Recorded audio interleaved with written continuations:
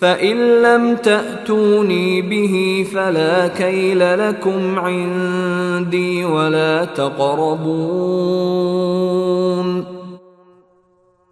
اب اگر تم اسے لے کر نہ آئے تو میرے پاس تمہارے لیے کوئی غلہ نہیں ہوگا اور تم میرے پاس بھی نہ بھٹکنا۔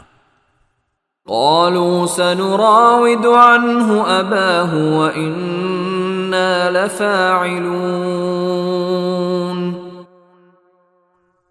وہ بولے ہم اس کے والد کو اس کے بارے میں بہلانے کی کوشش کریں گے کہ وہ اسے ہمارے ساتھ بھیج دیں اور ہم ایسا ضرور کریں گے۔ وقال لفتيانه جعلوا بضاعتهم في رحالهم لعلهم